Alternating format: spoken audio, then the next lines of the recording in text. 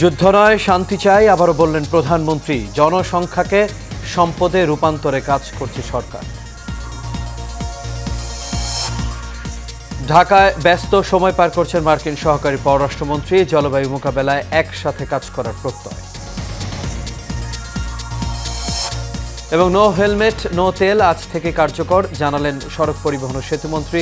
রাজধানীতে অটোরিকশা চলাচলে নিষেধাজ্ঞা।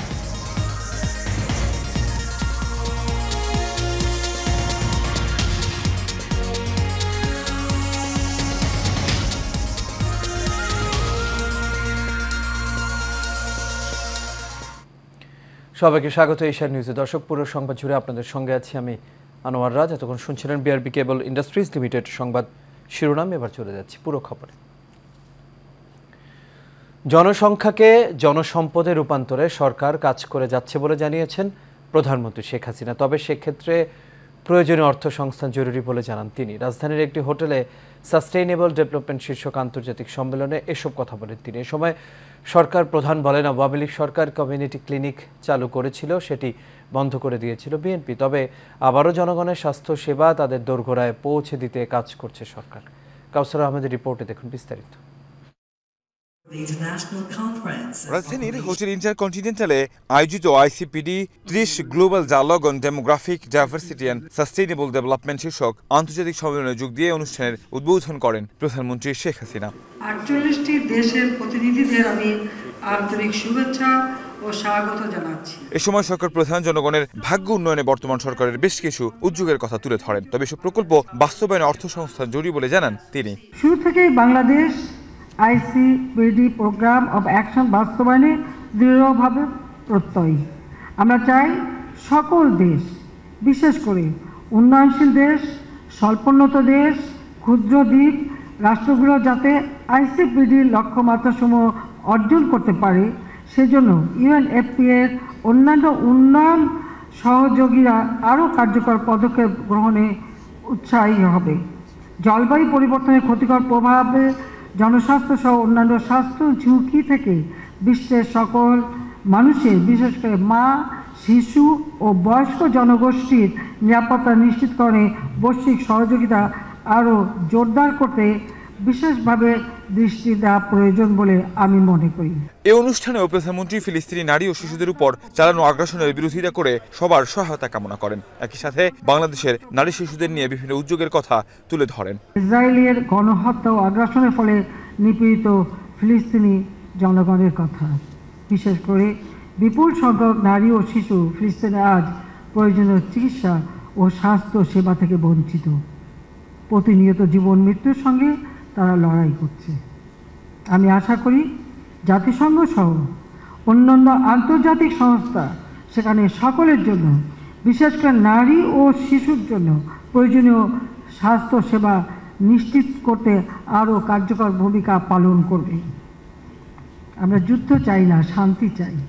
কাজে এই সমস্ত সংঘাত বন্ধ হোক, সেটাই আমরা কামনা করি। দেশের প্রত্যন্ত অঞ্চলে স্বাস্থ্যসেবা পৌঁছে দেওয়ার লক্ষ্যে বর্তমানে সারা দেশে 14,500-এরও বেশি কমিউনিটি ক্লিনিক চালু আছে বলে জানান প্রধানমন্ত্রী। আমরা ইতিমধ্যে 2021 সালের মধ্যে জাতিসংঘের স্বল্পোন্নত দেশ থেকে উত্তরণের যোগ্যতা অর্জন করেছি। কাউসার আহমেদ, এশিয়ান টেলিভিশন, ঢাকা। বাংলাদেশের সঙ্গে আগামী দিনের সম্পর্ক আরও শক্তিশালী করার কথা জানিয়েছেন যুক্তরাষ্ট্রের দক্ষিণ ও মধ্য এশিয়া বিষয়ক সহকারী পররাষ্ট্রমন্ত্রী ডোনাল্ড লু। দুপুরে সচিবালয়ে পরিবেশ ও বন ও জলবায়ু বিষয়ক মন্ত্রী সাবের হোসেন চৌধুরীর সঙ্গে বৈঠকে তিনি এমনটা প্রত্যাশা জানিয়েছেন। বৈঠক শেষে পরিবেশ মন্ত্রী জানান, সামনের দিকে দুই দেশের সম্পর্ককে কিভাবে আরও সুদৃঢ় করা যায় সেটা নিয়ে বৈঠকে আলোচনা হয়েছে। এইচ এ মিতুর রিপোর্টে দেখুন বিস্তারিত।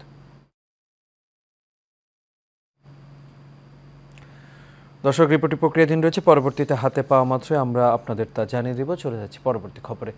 শুধু রাজধানীর ঢাকা নয়, দেশের সব জায়গায় হেলমেট ছাড়া ইজি বাইকে তেল না দিতে নির্দেশ দিয়েছে সড়ক পরিবহন ও সেতুমন্ত্রী ওবায়দুল কাদের। বনানী বিআরটিএ ভবনে সড়ক পরিবহন উপদেষ্টা সভায় এই নির্দেশ দেন তিনি। এ সময় দুর্ঘটনা ঠেকাতে সড়কে ব্যাটারি চালিত অটোরিকশা আজকে থেকে অপসারণ করার নির্দেশ দেন বিআরটিকে। এছাড়া শিগগিরই সড়কে অযোগ্য বাস চলাচল বন্ধ করা হবে বলেও জানান সড়ক পরিবহন ও সেতুমন্ত্রী। বিস্তারিত নূর মোহাম্মদ ভুঁইয়া রিপোর্টে।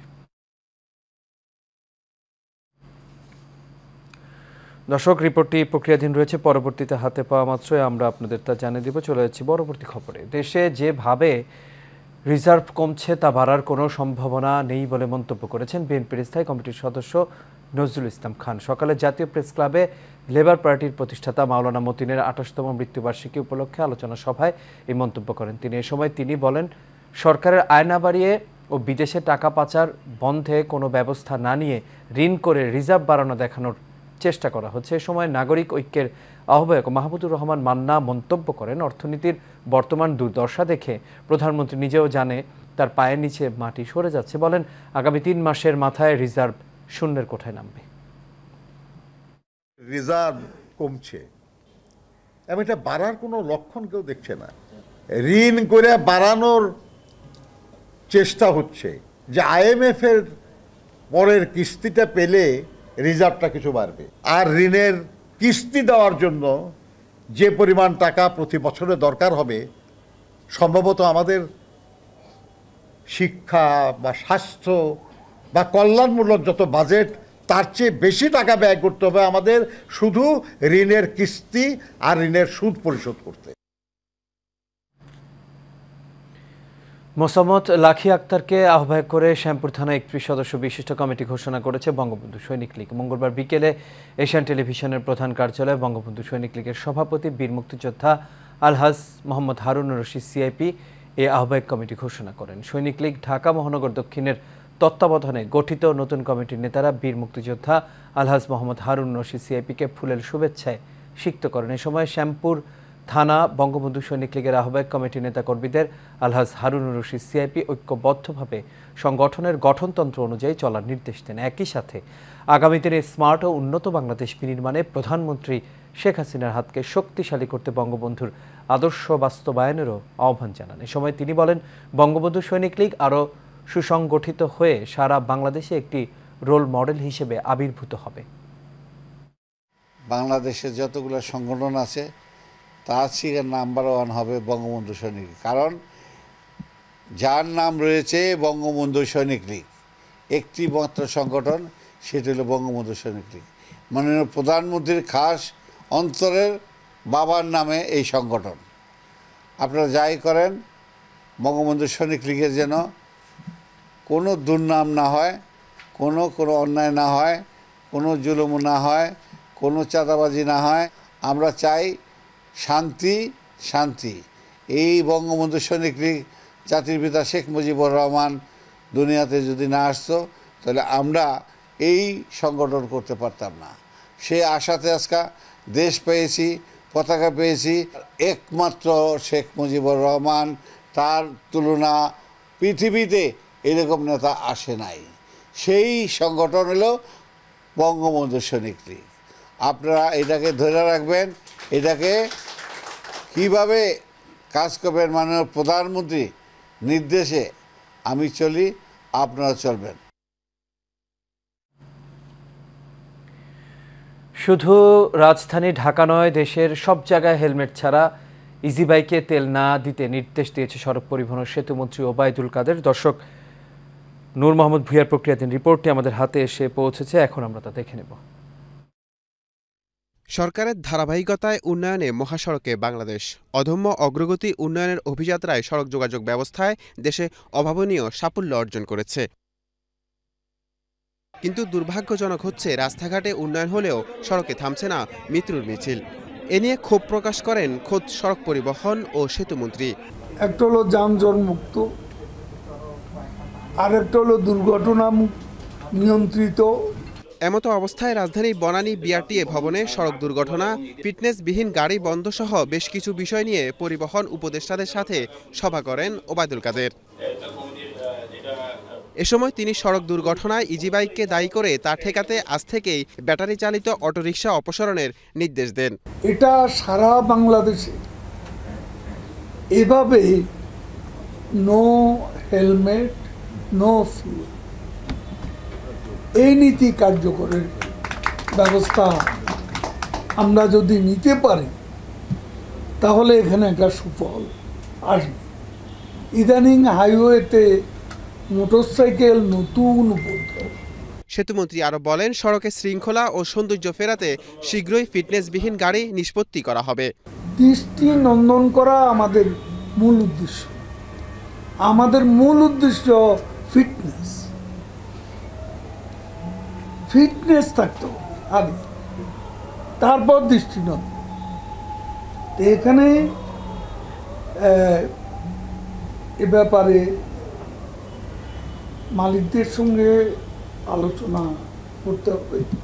এ সময় জরুরি সেবা ছাড়া বিশেষ হর্ন বাজালে আইনি ব্যবস্থা নেওয়ার নির্দেশও দেন সড়ক পরিবহন ও সেতুমন্ত্রী ওবায়দুল কাদের। অনেকটা সমস্যা। নূর মোহাম্মদ ভূঁইয়া, এশিয়ান টেলিভিশন, ঢাকা। রূপায়ণ সিটি উত্তরা রাজধানীর বুকে নান্দনিক স্থাপনার এক অনন্য উদাহরণ। আবাসন খাতের নান্দনিক এই স্থাপনা পরিদর্শন করেন দেশবরেণ্য ভাস্কর হামিদুজ্জামান খান। রূপায়ণ সিটি পরিবেশকে রক্ষা করে সবুজায়নের মধ্যে আধুনিক বসবাসযোগ্য দৃষ্টিনন্দন ভবন নির্মাণ করায় মুগ্ধতা প্রকাশ করেন তিনি। আনসারুল ইসলামের ক্যামেরায় রকিব মানিকের রিপোর্টে দেখুন বিস্তারিত। রূপায়ণ সিটি উত্তরা আবাসন খাতের এক বিশ্বস্ত নাম। 150 বিঘা জমির উপর নির্মিত হয়েছে রূপায়ণ সিটি। রূপায়ণ সিটি উত্তরার বিভিন্ন দিক পরিদর্শন করেন দেশের খ্যাতিমান ভাস্কর্যবিদ হামিদুজ্জামান খান। পরিদর্শন শেষে তিনি বলেন, আধুনিক নির্মাণ শৈলীর দৃষ্টান্ত হলো রূপায়ণ সিটি। ওপেন স্পেস, কত বড় খোলা জায়গা সেকেন্ড ক্যাপিটালে আছে। এই জন্য আমরা এটাকে অনেক বেশি ফিল করি। আমারও এখানে এসে এই খোলা জায়গা দেখে আমি খুব খুশি যে আমরা এইভাবে সুচিন্তিতভাবে কাজ হচ্ছে বাংলাদেশে। এটা একটা আমার কাছে আমি খুব এক্সপিরিয়েন্স হয়েছি। প্রতিটি ভবনের আশপাশে খোলামেলা জায়গা, খেলার মাঠ, পার্ক, ওয়াকওয়ে, সুইমিং পুল ও সবুজায়ন প্রাধান্য পাওয়ায় ভূয়সী প্রশংসা করেন তিনি। রূপায়ণ গ্রুপ তো এটা ব্যতিক্রম। এখন যেটা এটা নেওয়া হয়েছে, আমি আশা করব রূপায়ণ গ্রুপ আরও বাংলাদেশে যে আমরা গ্রামে বড় হয়েছি, একটু খালের পরে গেলে মনটা বদলে যেত। সেই ন্যাচারাল জিনিসগুলো যদি রূপায়ণের পক্ষে সম্ভব হয়তো আমি মনে করি যদি এরকম আরও ন্যাচারাল জিনিস ফ্লো করে পানিটা আরও বাড়াইলে আরও ভালো লাগতে পারে। পরে রূপায়ণ সিটি উত্তরার সিইও এম মাহবুবুর রহমানের সঙ্গে বৈঠক করেন খ্যাতিমান এই ভাস্কর্যবিদ। রকিব মানিক, এশিয়ান টেলিভিশন, ঢাকা। দর্শক, সংবাদের শুরুতে যেমনটি বলছিলাম, বাংলাদেশের সঙ্গে আগামী দিনের সম্পর্ক আরও শক্তিশালী করার কথা জানিয়েছেন যুক্তরাষ্ট্রের দক্ষিণ ও মধ্য এশিয়া বিষয়ক সহকারী পররাষ্ট্রমন্ত্রী ডোনাল্ড লু। এই চিমিতুর প্রক্রিয়াধীন রিপোর্টটি আমাদের হাতে এসে পৌঁছেছে। দর্শক, এখন আমরা তা দেখে নেব। 3 দিনের সফরে ঢাকায় অবস্থান করছেন যুক্তরাষ্ট্রের দক্ষিণ ও মধ্য এশিয়া বিষয়ক সহকারী পররাষ্ট্রমন্ত্রী ডোনাল্ড লু। বুধবার দুপুরে সচিবালয়ে পরিবেশ, বন ও জলবায়ু পরিবর্তন মন্ত্রণালয় ডোনাল্ড লুর নেতৃত্বে একটি প্রতিনিধি দলের সঙ্গে বৈঠক করেন। বৈঠক শেষে ডোনাল্ড লু সাংবাদিকদের জানান, বাংলাদেশের সাথে জলবায়ু পরিবর্তনের বিষয়ে এবং পরিবেশ রক্ষার বিভিন্ন খাতে এক হয়ে কাজ করবে যুক্তরাষ্ট্র।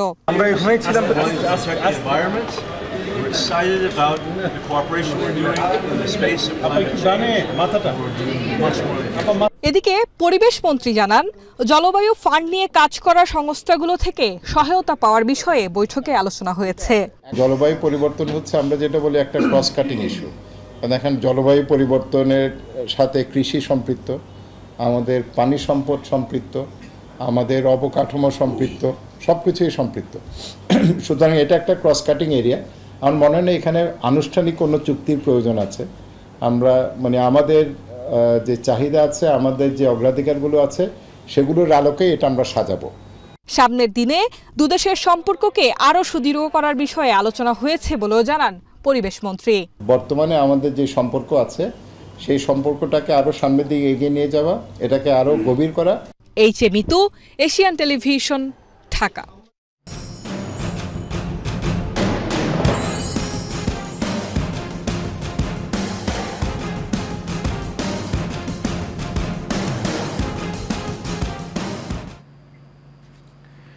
গাজীপুরের কালিয়াকৈরে প্রচারণায় জমে উঠেছে উপজেলা পরিষদ নির্বাচনের ভোটের মাঠ। সকাল থেকে মধ্যরাত পর্যন্ত প্রার্থীরা যাচ্ছেন ভোটারদের দ্বারে দ্বারে, দিচ্ছেন উন্নয়নের নানা প্রতিশ্রুতি। চেয়ারম্যান প্রার্থী কামাল উদ্দিন শিকদারের পক্ষে আনারস প্রতীকে ভোট চেয়ে মত বিনিময় সভা করেছেন সমর্থকরা। উপস্থিত ছিলেন প্যানেল মেয়র খাত্তাব মোল্লা, পৌর আওয়ামী লীগের সভাপতি সরকার মোশাররফ হোসেন জয়, সাধারণ সম্পাদক শিকদার জহিরুল ইসলাম জয়, আওয়ামী লীগ নেতা আব্দুল বারেক সহ আরও অনেকে।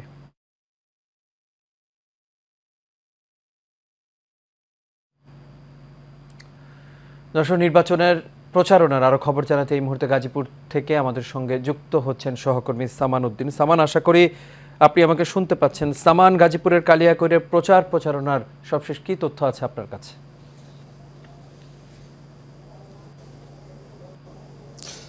রাজ, এই মুহূর্তে আমি দাঁড়িয়ে আছি কালিয়াকৈর উপজেলার পল্লীবিদ্যুৎ এলাকায়। আপনি জানেন যে আগামী 21 মে এই কালিয়াকৈর উপজেলায় কিন্তু ষষ্ঠ ধাপে নির্বাচন হতে যাচ্ছে।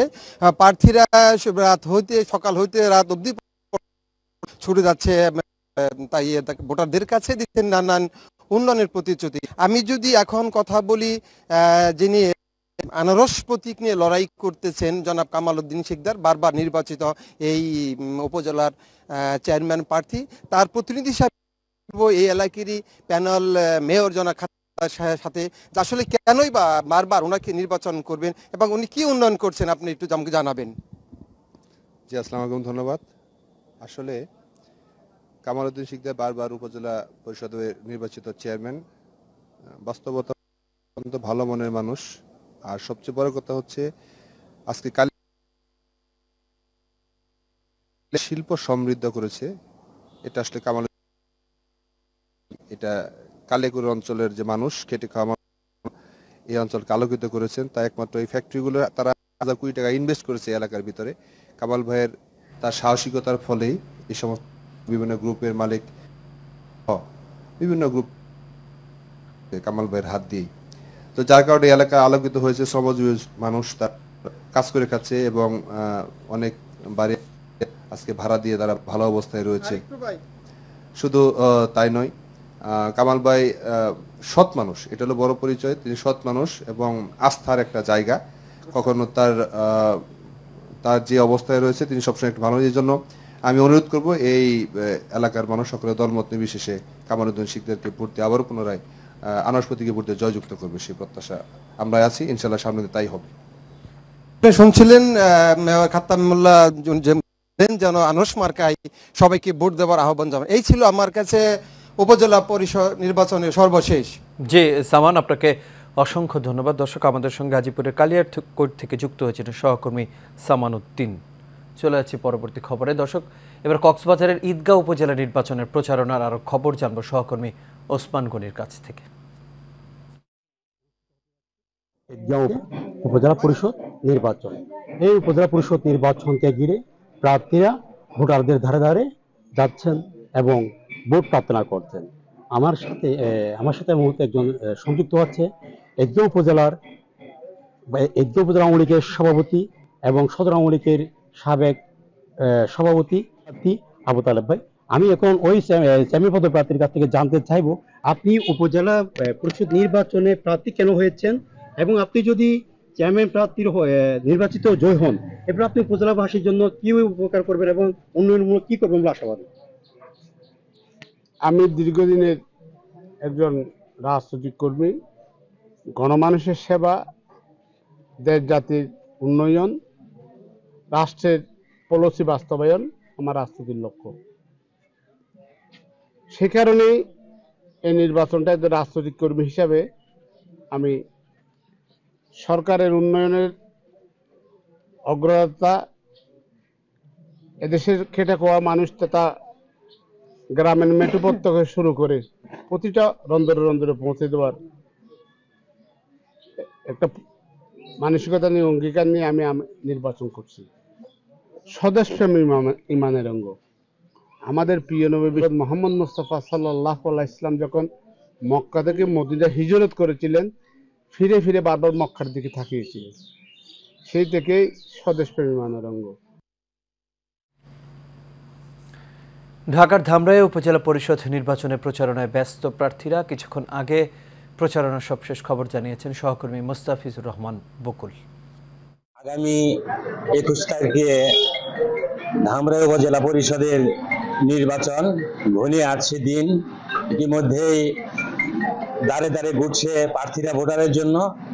এই মুহূর্তে আমি আছি আনারস মার্কা প্রতীক নিয়ে যিনি নির্বাচন করছেন ওনার নির্বাচনী কেন্দ্রে। আমরা চলে যাচ্ছি আব্দুল লতিফ সাহেবের কাছে। আপনি এ পর্যন্ত নির্বাচন করছেন, আপনার অবস্থানটা কি এবং অপ্রীতিকর কোনো ঘটনা ঘটছে কিনা? বিসমিল্লাহির রহমানির রহিম। আমি মোহাম্মদ আব্দুল লতিফ। আমি আগামী 21শে মে উপজেলা নির্বাচনের একজন চেয়ারম্যান পদপ্রার্থী। আমার মার্কা আনারস। সারা ধামরাইতে আমার গণজোয়ার দেখে আমার প্রতিপক্ষ দল আমাকে বিভিন্নভাবে তারা হয়রানিমূলক, আমার নেতা কর্মীদের হয়রানিমূলক ব্যবস্থা করতেছেন। কারণ আমার যেভাবে জনপ্রিয়তা, আমার সেই জনপ্রিয়তা দেখে আমার প্রতিপক্ষ জনাব মোহাম্মদ খালিদ মাসুদ খান লালটু, ওর প্রতীক হলো হুন্ডা। ও ইতিপূর্বে ইউপি চেয়ারম্যান হয়েছে 3 বারে।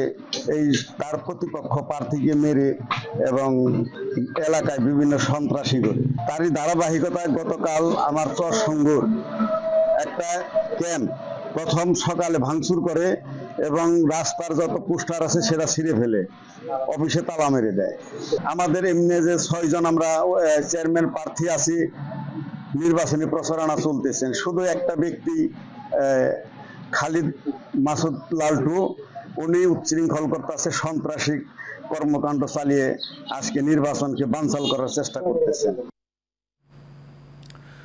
গাজীপুরের শ্রীপুর উপজেলা পরিষদ নির্বাচনে বারবার আচরণবিধি লঙ্ঘন করায় চেয়ারম্যান পদপ্রার্থী জামিল হাসান দুর্জয়ের প্রার্থিতা বাতিল করেছে নির্বাচন কমিশন। আজ নির্বাচন কমিশন তার প্রার্থিতা বাতিল করে। এর আগে সকালে কেন তার প্রার্থিতা বাতিল করা হবে না সে বিষয়ে ব্যাখ্যা দিতে জামিল হাসান দুর্জয়কে নির্বাচনী ভবনে ডাকে নির্বাচন কমিশন। এ সময় তাকে সশরীরে তলব করা হয়। জামিল হাসান দুর্জয় প্রয়াত আওয়ামী লীগ নেতা ও সাবেক প্রতিমন্ত্রী অ্যাডভোকেট রহমত আলীর ছেলে। তিনি গাজীপুর জেলা আওয়ামী লীগের যুগ্ম সাধারণ সম্পাদক।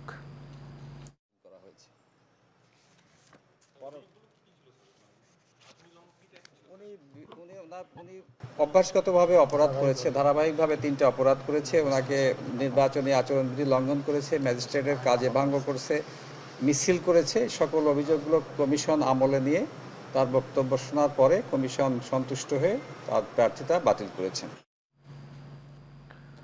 ৭২,০০০ টন সার আত্মসাতের মামলায় নরসিংদী 2 আসনের সাবেক এমপি ও ঠিকাদারি প্রতিষ্ঠান মেসার্স পটন ট্রেডার্সের মালিক কামরুল আশরাফ খান পটন সহ 5 জনকে কারাগারে পাঠানোর আদেশ দিয়েছেন আদালত। আজ ঢাকার সিনিয়র স্পেশাল জজ মোহাম্মদ আশামস জগলুল হোসেন এই আদেশ দেন। অপর আসামিরা ছিলেন ঠিকাদারি প্রতিষ্ঠান পটন ট্রেডার্সের মহাব্যবস্থাপক মোহাম্মদ শাহাদাত হোসেন নিপু ও মোহাম্মদ নাজমুল আলম বাদল। পটন ট্রেডার্সের উত্তরবঙ্গ প্রতিনিধি সোহরাব হোসেন এবং খুলনা ও নোয়াপাড়ার প্রতিনিধি মোহাম্মদ আতাউর রহমান। নথি থেকে জানা গেছে, গত ২৬ নভেম্বর দুদকের ঢাকা সমন্বিত জেলা কার্যালয় 1-এ সংস্থাটির উপপরিচালক মোহাম্মদ রফিকুজ্জামান বাদী হয়ে মামলাটি দায়ের করেন। কক্সবাজারের উখিয়ার রোহিঙ্গা ক্যাম্প সংলগ্ন লালপাহাড়ে আরসার আস্তানায় অভিযান চালিয়েছে র্যাব। এই সময় সেখান থেকে আনসার 2 কমান্ডার সহ বিপুল পরিমাণ অস্ত্র, গ্রেনেড ও রকেট সেল উদ্ধার করা হয়। ভোররাত থেকে এই অভিযান চালায় র্যাব 15-এর অধিনায়ক lieutenant colonel HM Sajjad Hossain এই তথ্য নিশ্চিত করে জানান, বেশ কিছুদিন ধরে ক্যাম্পে রোহিঙ্গা হেড মাঝি সহ কয়েকজনকে গুলি ও গলা কেটে হত্যার ঘটনা ঘটে। এরই প্রেক্ষিতে র্যাব ক্যাম্পে গোয়েন্দা তৎপরতা বৃদ্ধি করে। তারই ধারাবাহিকতায় উখিয়া ক্যাম্প সংলগ্ন লালপাহাড়ে মিয়ানমারের সন্ত্রাসী সংগঠন আরসার আস্তানার অবস্থান শনাক্ত করা হয়। চট্টগ্রাম থেকে শুরু হয়েছে হজের ফ্লাইট। গতরাত 3টায় 419 জন হজযাত্রী নিয়ে চট্টগ্রাম শাহ আমানত আন্তর্জাতিক বিমানবন্দর থেকে মদিনার উদ্দেশ্যে ছেড়ে যায় প্রথম ফ্লাইটটি। এই উপলক্ষে বিমানবন্দরের কনফারেন্স হলে বিমানের জেলা ব্যবস্থাপক মোহাম্মদ শাহাদাত হোসেনের সভাপতিত্বে এক অনুষ্ঠানের প্রধান অতিথি ছিলেন সিটি মেয়র বীর মুক্তিযোদ্ধা মোহাম্মদ রেজাউল করিম চৌধুরী। বিশেষ অতিথি ছিলেন বাংলাদেশ বিমানের বিক্রয় ও বিপণন বিভাগের পরিচালক মোহাম্মদ সালাউদ্দিন। এছাড়াও বিমানবন্দর পরিচালক গ্রুপ ক্যাপ্টেন তসলিম আহমেদ সহ আরও অনেকেই উপস্থিত ছিলেন।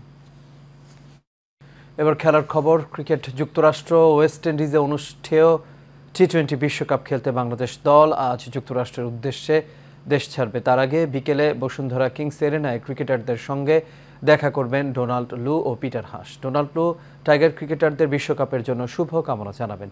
আগামী 7 জুন শ্রীলঙ্কার বিপক্ষে ম্যাচ দিয়ে ডালাসে শুরু বাংলাদেশের বিশ্বকাপ। 10 জুন দক্ষিণ আফ্রিকার বিপক্ষে ম্যাচ নিউ ইয়র্কে। এরপর সেন্ট ভিনসেন্টে লড়াই নেদারল্যান্ডস ও নেপালের সঙ্গে। বাংলাদেশ দল বিশ্বকাপের আগে যুক্তরাষ্ট্রের বিপক্ষে 3 ম্যাচের একটি প্রস্তুতিমূলক টি-20 সিরিজ খেলবে।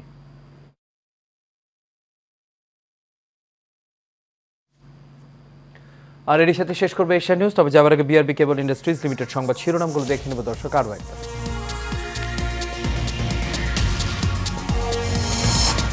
যুদ্ধ নয়, শান্তি চাই, আবারও বললেন প্রধানমন্ত্রী। জনসংখ্যাকে সম্পদে রূপান্তরে কাজ করছে সরকার। ঢাকায় ব্যস্ত সময় পার করছেন মার্কিন সহকারী পররাষ্ট্রমন্ত্রী। জলবায়ু মোকাবেলায় একসাথে কাজ করার প্রত্যয়। এবং নো হেলমেট নো তেল আজ থেকে কার্যকর, জানালেন সড়ক পরিবহন ও সেতুমন্ত্রী। রাজধানীতে অটোরিকশা চলাচলে নিষেধাজ্ঞা। দর্শক, এই ছিল আমাদের এখনকার আয়োজন। আমাদের পরবর্তী সংবাদ দেখার আমন্ত্রণ রইল। এতক্ষণ সাথে থাকার জন্য সবাইকে ধন্যবাদ।